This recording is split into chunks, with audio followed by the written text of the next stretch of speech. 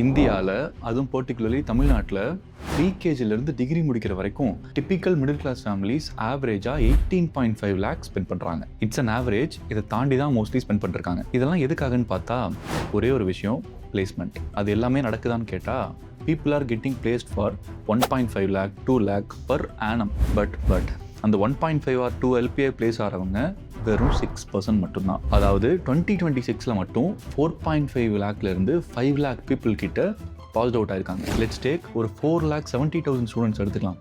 அதில் 6% போட்டால் வெறும் 28,000 மட்டும்தான் பிளேஸ் ஆயிருக்காங்க. பாஸ்ட் அவுட் ஆன அப்புறம் கூட ஒரு சில பேர் அக்ரெசிவாக ஜாப் போர்ட்டல்ஸ் அதெல்லாம் வந்து தேடி பிளேஸ் ஆகிடுறாங்க. They are choosing labour based job like Swiggy and Zomato. நான் சொல்லியிருக்கிறது ஜஸ்ட் 2026 மட்டும்தான். 2025, 24, 23ன்னு போனால் லிஸ்ட் எங்கேயோ போகும். என்னதான் பிரச்சனை, ஏன் இப்படி நடக்குது, என்ன பண்ணலான்னு நான் ரிசர்ச் பண்ணுறதை விட ஆல்ரெடி ஜாப் கிடைக்காம சஃபர் ஆகிற பீப்புள் அண்ட் ஜாப்ல பிளேஸ் ஆன ஸ்டூடெண்ட்டே டேரெக்டாக கேட்டால் இன்னும் கொஞ்சம் கிளாரிட்டி கிடைக்கும்னு I put story on Instagram and WhatsApp. ஒரு 18 ரெஸ்பான்ஸ் வந்துச்சு. அந்த 18லையுமே ஜஸ்ட் ஒரே ஒருத்தர் மட்டும் தான் பிளேஸ் ஆயிருக்காரு. மீதி 17 பீப்புள் பிளேஸ் ஆகலன்னா போட்டிருக்காங்க. அந்த டேட்டா பார்த்தாதுன்னு பிளேஸ் ஆன ஃபியூ ஸ்டூடெண்ட்ஸ்ட்டை நானே டேரெக்டாக ரீச் அவுட் பண்ணி கேட்டேன். அண்ட் அதில் என்னெல்லாம் சொன்னாங்க அப்படிங்கிறத ஒரு ஃபார்மேட் பண்ணி எக்ஸாக்டாக இப்போ சொல்கிறேன். இப்போ நீங்கள் இதே சுச்சுவேஷனில் இருந்தீங்க அப்படின்னா you can relate yourself with those answers. The IT reality in 2026. அதில் ஃபர்ஸ்ட் மேஜர் இஷ்யூவாக சொன்னது காலேஜுக்கும் இண்டஸ்ட்ரிக்கும் பயங்கர டிஃப்ரென்ஸ் இருக்குன்னு சொன்னாங்க. அது என்ன அப்படின்னா, இப்போ இண்டஸ்ட்ரியில் ஏஐ அதுன்னு சொல்லி என்னென்னமோ போயிட்டுருக்கு. பட் காலேஜில் பழைய அவுட்டேட்டட் சிலபஸ் தான் இன்னும் டீச் பண்ணிருக்காங்க. யூனோ வாட், நான் காலேஜ் படிச்சுட்டு இருக்கும்போது கூட நான் படித்த அதே சிலபஸ் தான் எனக்கு சொல்லி கொடுத்தவர் 20 வருஷத்துக்கு முன்னாடி படிச்சிருக்காரு. பட் இந்த ரியாலிட்டியில் இண்டஸ்ட்ரி வந்து ரொம்ப அடாப்ட் ஆகி பயங்கர ஃபாஸ்ட்டாக போயிட்டு இருக்கு. இந்த ஒரு கேப் தான் ஃபர்ஸ்ட் பெரிய இஷ்யூவாக இருக்குது. Plus most of the student வந்து செல்ஃப் லேர்னிங்க்கு இம்பார்ட்டன்ஸே கொடுக்க மாட்டாங்க.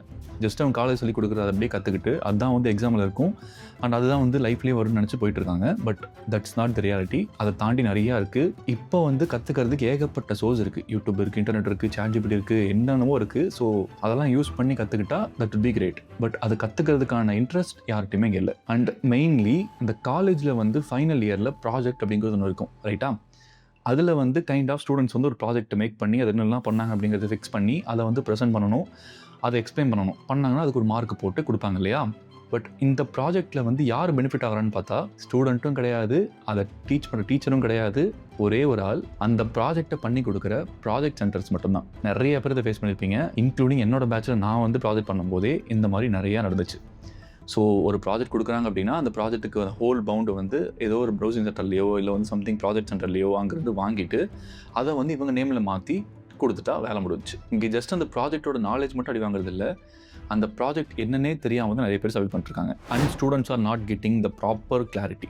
என்ன பண்ணணும், எப்படி கொண்டு போகணும் அப்படிங்கிற எந்த ஒரு கிளாரிட்டியும் எந்த ஒரு ரோட் மேப்பும் கிடைக்கிறதே இல்லை. ஸோ இதெல்லாம் தான் வந்து அவன் காலேஜ் படிக்கும் போது கைண்ட் ஆஃப் முடிக்க ஸ்டேஜில் வரும்போது ஃபேஸ் பண்ணுற இஷ்யூஸ்னு இன்டர்வியூ எடுத்த ஒரு சில ஸ்டூடெண்ட்ஸே சொன்னாங்க. அதுக்கு அடுத்த பெரிய விஷயம் கேம்பஸ் பிளேஸ்மெண்ட்ஸ் எல்லாமே வந்து சுருங்கிட்டே வருது. நான் காலேஜ் படித்தது டயர் 3 தான். அந்த டயர் 3 நான் பாஸ் அவுட் ஆன டைமில் இந்த TCS, CTS, விப்ரோ, ஆக்சென்சர் இந்த மாதிரி கம்பெனிஸ் எல்லாம் 300லேருந்து 500 ஸ்டூடெண்ட்ஸ் வரைக்கும் எடுத்துகிட்டு போயிட்டு இருந்தாங்க. பட் இப்போ ரிசர்ச் பண்ணி பார்க்கும்போது அந்த ஹோல் காலேஜ்லேயே ஜஸ்ட் 5 பீப்புள் மட்டும்தான் பிளேஸ் ஆகிட்டாங்க. காலேஜ்லேயே வந்து 10 பேர் மட்டும்தான் பிளேஸ் ஆயிருக்கும். 10 பேர் கரெக்டாக சொல்லணும்னா 6 பேர் பிளேஸ் ஆயிருக்காங்க. முன்ன மாதிரி எல்லா கம்பெனிஸுமே வந்து கேம்பஸுக்கும் வரதில்லை. இப்போ வந்து வெரி லிமிடெட் கம்பெனிஸ் மட்டும் தான் வராங்க. அந்த கம்பெனிஸுமே வந்து டாப் எம்என்சியாக இருக்கான்னு கேட்டால் கிடையாது. பட் டயர் 1 சிட்டிஸில் வந்து மோஸ்ட்லி பிளேஸ்மெண்ட்ஸுக்கு எல்லாம் போகிறாங்க because colleges are paying them and companies want to higher from them. இந்த மாதிரி இருக்குது. பட் இந்த டயர் 2, டயர் 3லலாம் வந்து ரொம்ப அடி வாங்குது. அண்ட் காலேஜ் பாலிடிக்ஸ் இதை பற்றி ரிசர்ச் பண்ணிட்டு இருக்கும்போது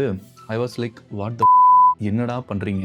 1 or 2 காலேஜ் இருந்தால் அந்த காலேஜ் நேமே எக்ஸாக்டாக சொல்லலாம். பட் தமிழ்நாட்டில் மோஸ்ட் ஆஃப் த காலேஜஸ் இதை தான் பண்ணுறாங்க. நிறைய கம்பெனி எல்லாத்துக்குமே வந்தது. பட் ஆனால் இப்போ அந்த கம்பெனி நாங்கள் அதர் டிபார்ட்மெண்ட்டில் வந்து நாங்கள் வந்து எப்படி இந்த மாதிரி வந்திருக்கு உங்கள் நேம் இருக்கா இந்த மாதிரி ஏதோ அதை பற்றி பேசும்போது அந்த கம்பெனி ஆல்ரெடி வந்துட்டு போயிடுச்சுன்றாங்க. அப்புறம் ஒரு 1 or 2 டேஸே வந்து ஆனால் எங்களுக்கு எந்த இன்ஃபர்மேஷனுமே பாஸ் பண்ணாமல் பாலிடிக்ஸ் மாதிரி நடக்குது.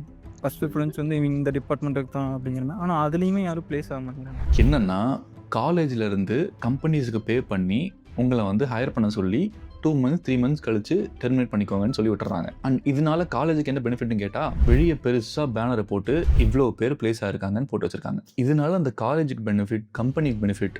பட் அந்த ஸ்டூடெண்ட்டோட நிலைமை அந்த ஃபைனல் இயர் படிச்சுட்டு இருக்கும்போது அவனா ட்ரை பண்ணி அவனா இன்டர்ன்ஷிப் போய் ஒரு எக்ஸ்பீரியன்ஸ் கெயின் பண்ணலாம்னு நினச்சாலுமே இன்டர்ன்ஷிப் போயிட்டா உனக்கு பிளேஸ்மெண்ட் கிடையாதுங்கிற ஒரு ரூல்ஸ் வச்சுருக்காங்க. பட் ஒரு சில காலேஜஸில் இன்டர்ன்ஷிப் போகணும், அப்படி போனால் மட்டும்தான் ஃபைனல் எக்ஸாம் எழுத முடியும்னு சொல்கிறாங்க.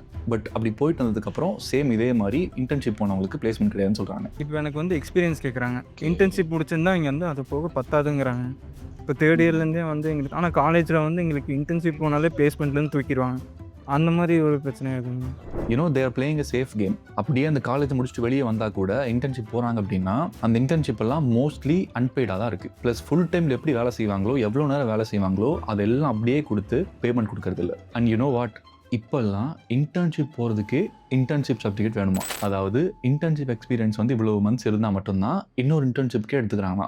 இது எல்லாமே ரிசர்ச் பண்ணும்போது தான் ஒவ்வொன்றா எனக்கு தெரிஞ்சது. அண்ட் இதெல்லாம் திக்கி தனதி முட்டி மோதி எல்லாம் வந்தாலுமே ஏஐ அப்படிங்கிறது உள்ளே வந்து ஹையரிங்கவே கொஞ்சம் மாற்றி விட்டுருச்சு. நான் வந்து ஐடிக்குள்ள என்டர் ஆகும்போது பேசிக் கோடிங் மட்டும் தான் தெரியும். எனக்கு வந்து கைண்ட் ஆஃப் HTML CSS இந்த மாதிரி ரொம்ப பேசிக் மட்டும் தான் தெரியும். டு பி ஃப்ராங்க், அந்த HTML CSSமே கம்ப்ளீட்லி ஃபுல்லாக தெரியாது. பட் என்னால் ஈஸியாக என்டர் ஆக முடிஞ்சது. அப்போ இருந்த டிமாண்ட்க்கும் அப்போ இருந்த நீட்க்கும் நிறைய ஃப்ரெஷர்ஸ் எடுத்துகிட்டே தான் இருந்தாங்க. பட் இப்போது அதே பேசிக் கோடிங் மட்டும் உங்களுக்கு தெரிஞ்சால் ரொம்ப கஷ்டம். ஆல்சோ இந்த ஏஐ வந்து ரிப்பிட்டேட்டிவ் டாஸ்க்கெல்லாம் ஆட்டோமேட்டிக்காக அதுவே பண்ணுது. எங்களை ஹையர் பண்ணும்போது ஸ்டார்டிங்கில் இந்த மாதிரி ரிப்பிட்டேட்டிவ் டாஸ்க், அதாவது பேசிக்கான டேட்டா இருக்கும், அதை வந்து இங்கே போய் செக் பண்ணிவிட்டு அது கரெக்டாக இருக்கான்னு பார்த்து ஃபிக்ஸ் பண்ணணும். அதுக்கு வந்து ஃப்ரெஷர் எடுத்து பண்ணிட்டு இருந்தாங்க. பட் இப்போது அந்த மாதிரியான டாஸ்க் எல்லாத்துக்குமே இந்த ஏஐ அப்படிங்கிறதுள்ள வந்து மேஜர் ரோல் பண்ணி விட்டுருச்சு. ஆல்சோ இப்போ வந்து ஒரு ஃப்ரெஷராக மட்டும் இருந்தான்னா ரொம்ப கஷ்டம். அதாவது ஃப்ரெஷர் தான், பட் அவனுக்கு எக்ஸ்பீரியன்ஸ் லெவலில் வந்து ஸ்கில் எல்லாமே ப்ராப்பராக இருக்கணும் அப்படிங்கிறத எக்ஸ்பெக்ட் பண்ணுறாங்க. Like this is the harsh reality. என்ன ப்ரோ அவ்வளோதானா, ஐடி எல்லாம் இனிமேல் போகவே முடியாதா, இதை வந்து கம்ப்ளீட்டட் ட்ரீம் தானான்னு கேட்டால் நோ.